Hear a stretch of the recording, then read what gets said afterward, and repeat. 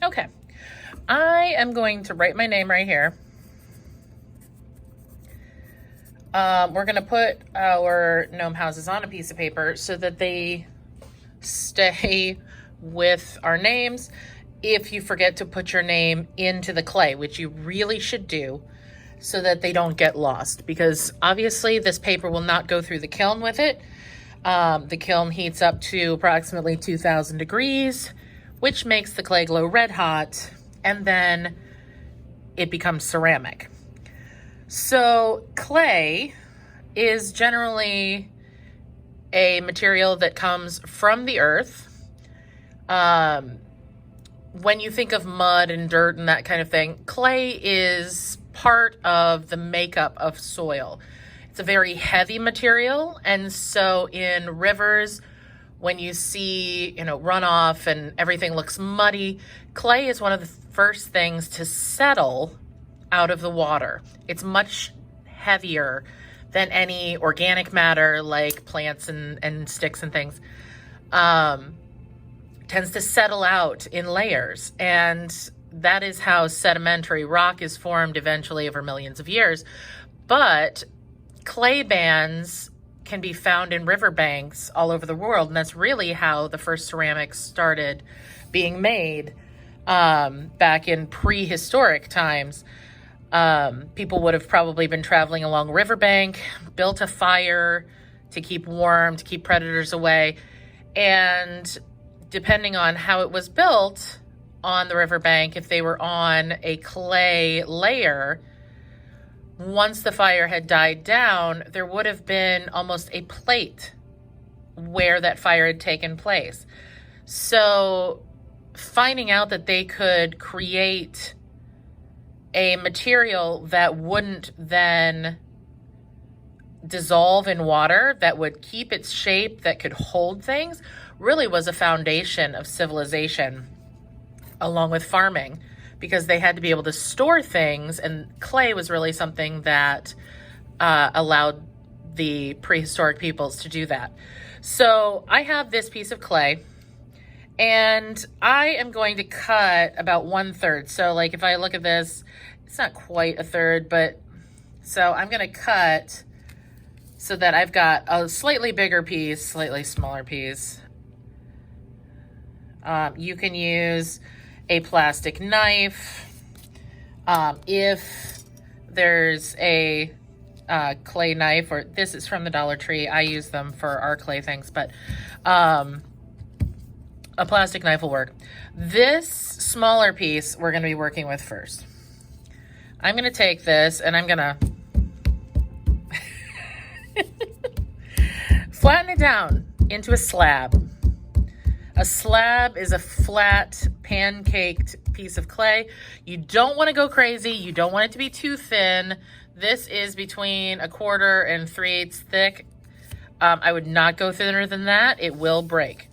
So, and I kind of like the way that my hand kind of gave it a little texture. You can leave this as the front part of your door. You can put your door here and up. Or you can put your door in the middle if you want it freestanding. I think I'm going to mount my door like right here. So this is almost a like a welcome mat. So I am going to take, I'm going to take a ruler and I'm going to slice a straight line because I want to be able to mount my door slab to this.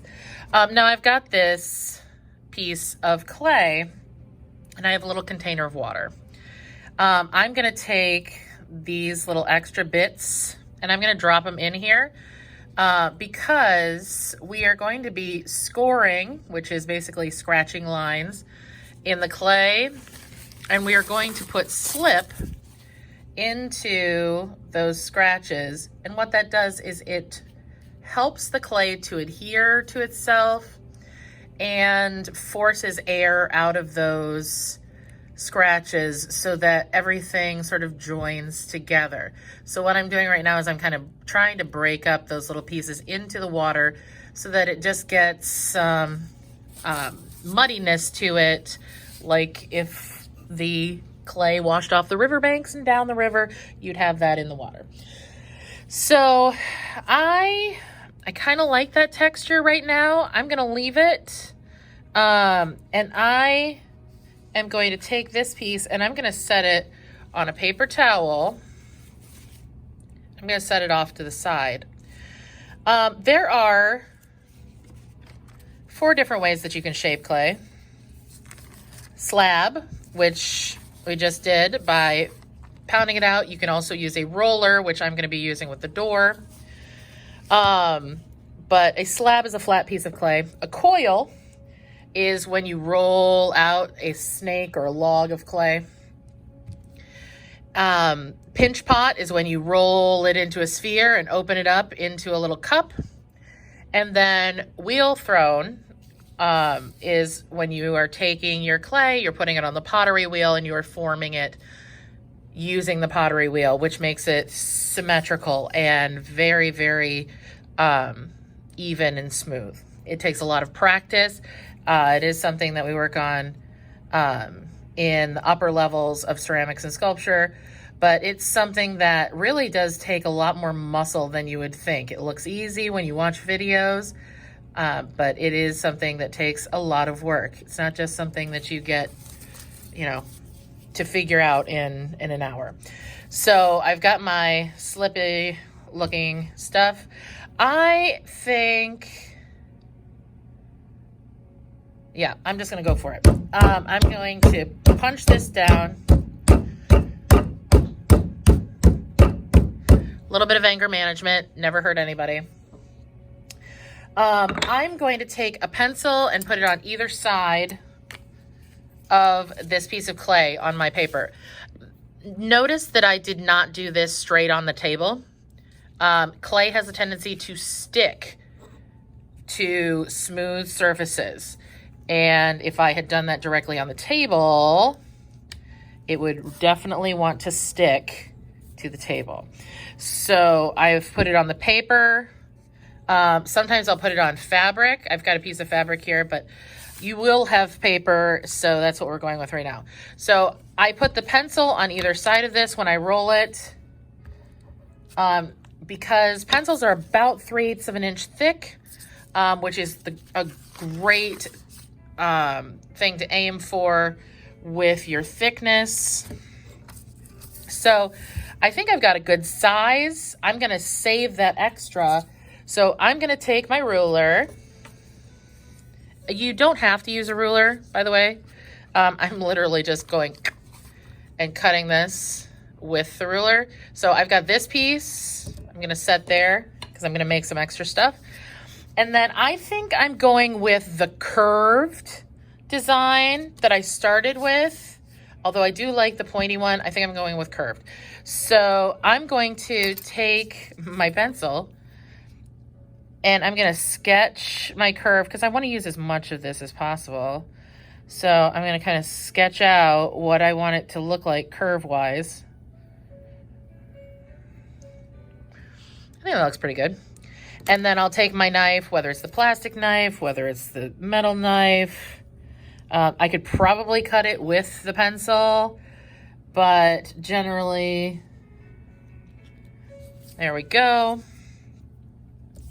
All right, so now I've got this extra clay.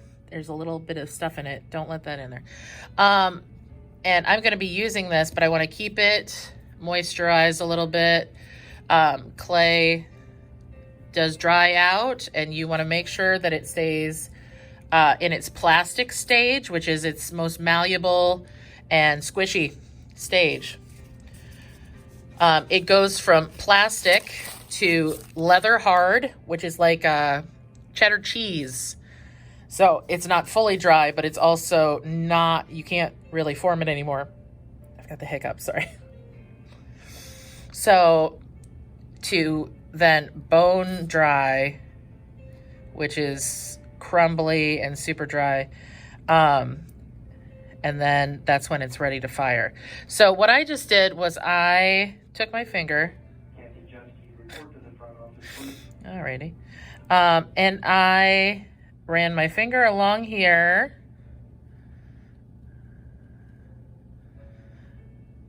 And what this is doing is it's kind of pressing, I don't know if you can see, pressing a curve into it.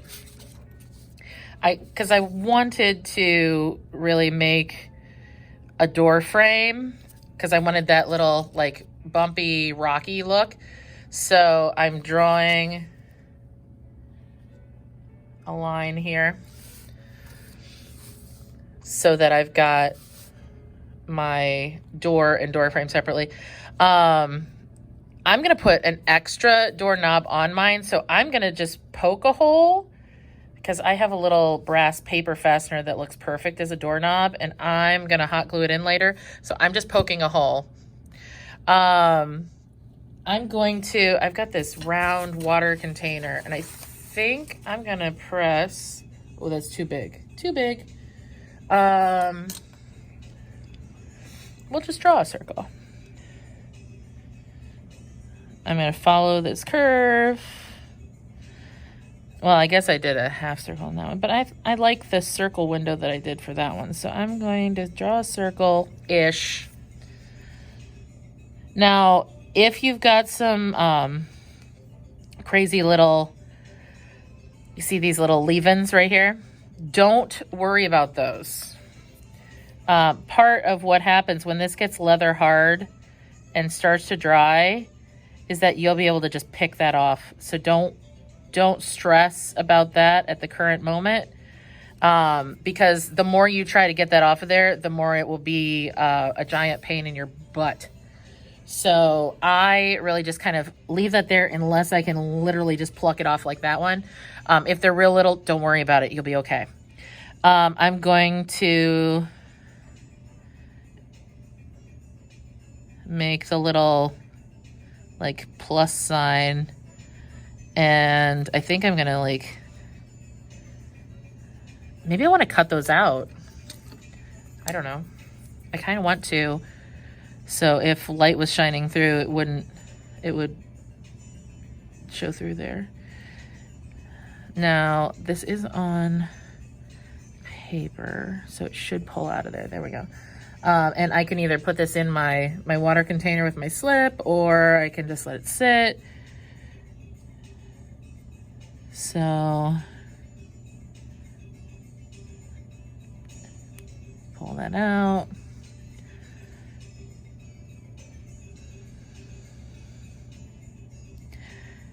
And I have to decide kind of what texture I want for my door. And I think I want it to be like a wood grain texture. So I'm going to show you how to do that. There are lots of different tools that you can use that you find around the house. But one of the things that works really well is just a fork. And you just literally comb it.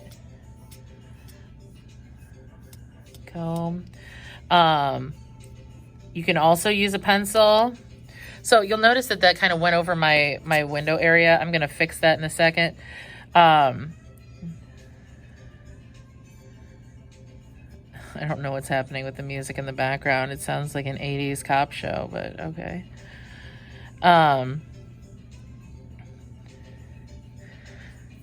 can also take a little bit of water on my fingers to smooth, like right here on the window. I don't really want it to have that heavy of a wood grain. So I'm just going to smooth it. Excuse me.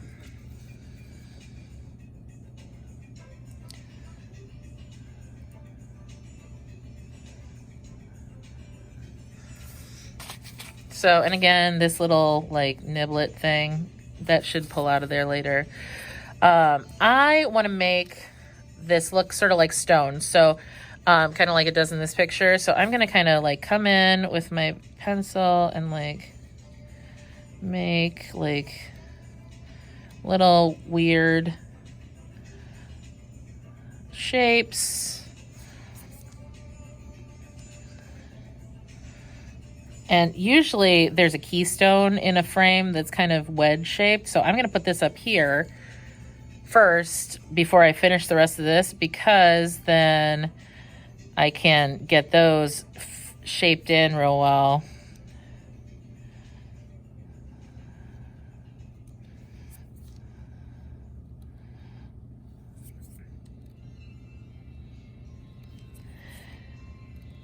My husband just cut down a tree that had a hollow log, so I think we're going to use this as a door that goes into the hollow log. You'll be able to put these outside or inside. It's up to you. Oh, I need a drink of water. Okay, so this is my door.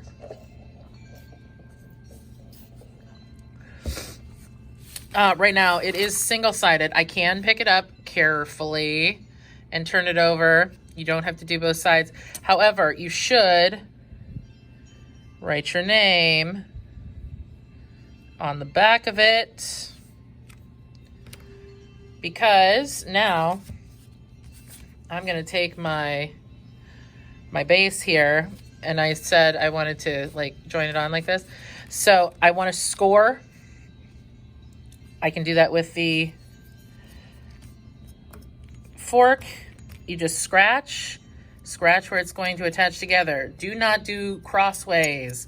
You want them to go in the same direction. This is going that same direction. This is going wrong place. Same direction. Do not poke holes. See where I accidentally like jabbed it? Make sure that's scratchy. Do not poke holes. That will trap air, which can then make it pop apart. So I've got a sponge here. You can use a paintbrush. You can use your finger. I just squeeze some on there, and then I'm going to press it solidly so that this part is smooshed together. Okay, I'm going to flip this around so you can kind of see. I have a paintbrush. You can use your finger. I like to use the paintbrush because it smooths things out.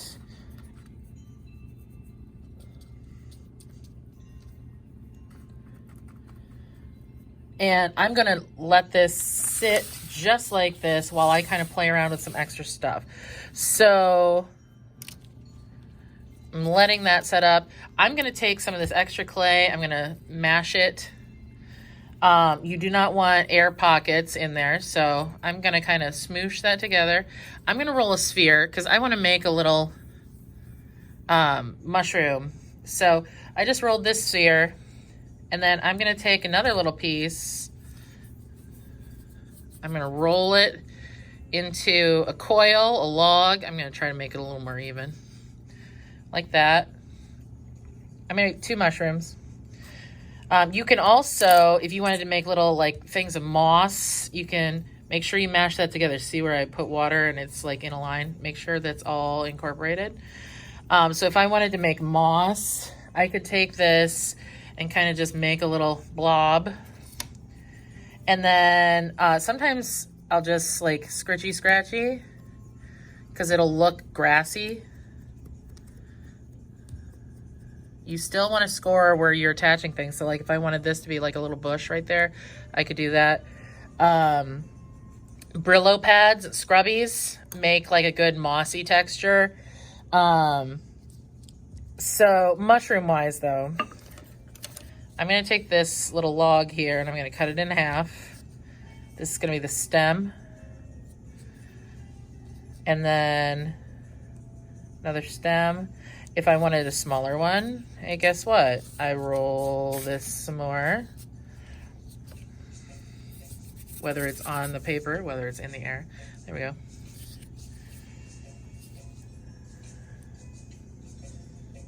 I'm going to cut it shorter. There. Okay, now this sphere for my mushroom cap, I'm going to cut. Okay. Underneath a mushroom cap, usually it's a little bit domed, so you can take your thumb and just smoosh. So it's like that. I'm going to be extra and add the gills of the mushroom underneath by just like scratching. You could do that with a knife. You could do that with a pencil. And then I kind of want it to be like one of those little red mushrooms. It's like iconic in like the mushroomy bits of whatever. And they have like a little skirt right here. So I'm going to take a piece of clay. I'm going to add a little bit of water, not too much. You don't want it to be muddy. And then I'm going to put a little water around here, add a little scritch.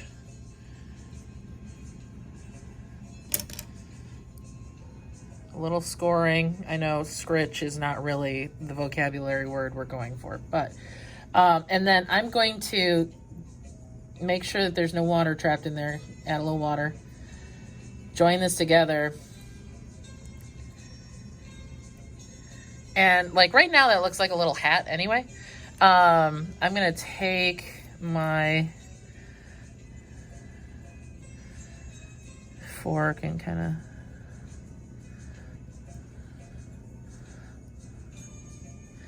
make like a little, I don't know, a little skirt. Kind of looks like a little turret of a house, which honestly you could incorporate into your door if you wanted. And then because this is already scratched and that's already scratched, I'm going to take a little bit of this slip. I'm going to boop, boop, smoosh. Okay, and here I've got my little mushroom. Score. And score. I'm going to see if I can get this to attach while it's laying down. I don't know if I like it right there. And it's really big. So I might just want to leave this as like a separate thing. I'm not sure. I think if I want to put one next to the door, I want it to be smaller. So I'm going to use this a little bit smaller. Same kind of deal.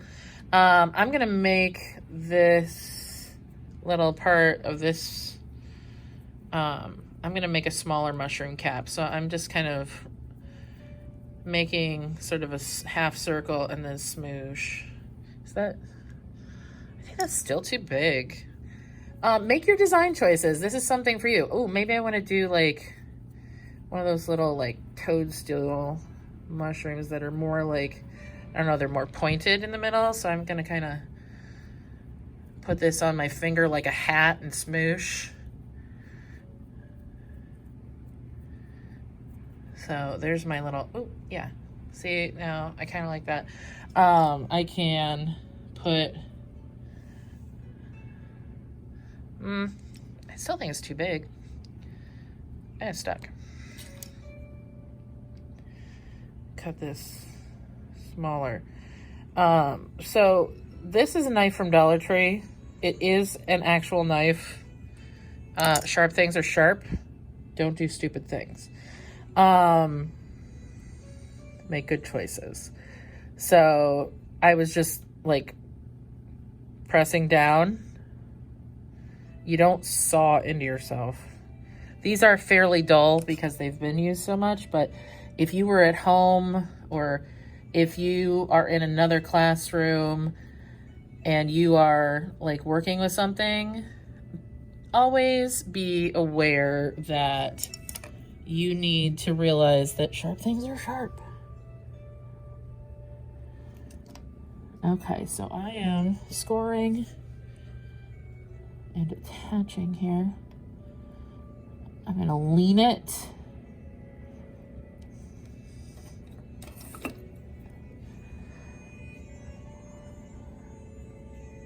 And I'm using my pencil to kind of seal it. Anytime that you're attaching something, you want to make sure that you don't have a big gap, because a big gap means that there's going to be air that gets between it, and the air that gets between it will make it pop apart. So you can solve that problem if you make it seal itself. I'm going to try to cut some little hinges.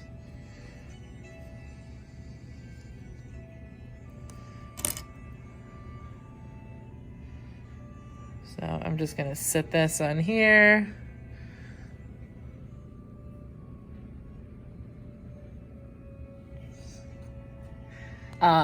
If you have a mechanical pencil, mechanical pencils are great for like this little point, like if you wanted to make something look like nails, mechanical pencils are great.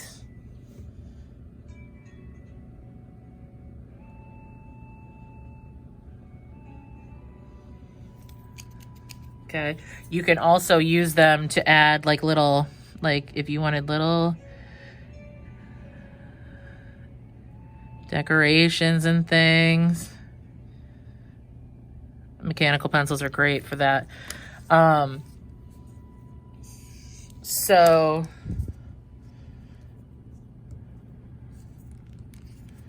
right now it is still wet. I'm just trying to make it so that it's not going to break.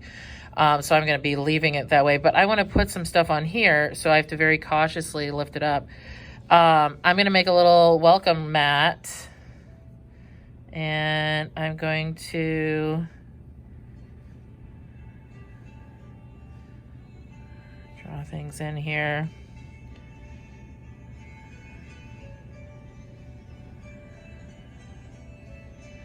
And really, you can add any details that you want. Welcome. So C is in the middle. O-M-E. I started with the C in the middle so that I knew like how long my letters could be on either side. And it's still a little wackadoo in that capacity, but there's that. I'm going to add this little piece of grassy bit that I did before. I'm going to put that right here. And this is really where you can personalize things, like what's your gnome like to do? Like, are they a sports player? Like, are you going to put like little, you know, baseballs, oh shoot, next to the thing? You know, is there going to be a basketball on the doorstep? Are you going to like have a little fishing pole? Like, what kind of thing are you doing? But any amount of detail is always good. I'm going to lay this back down.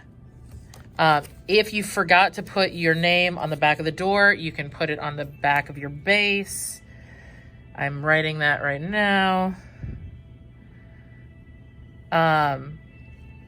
If something, I'm going to keep this, but I'm not going to set it on there. I'm just going to leave it like a little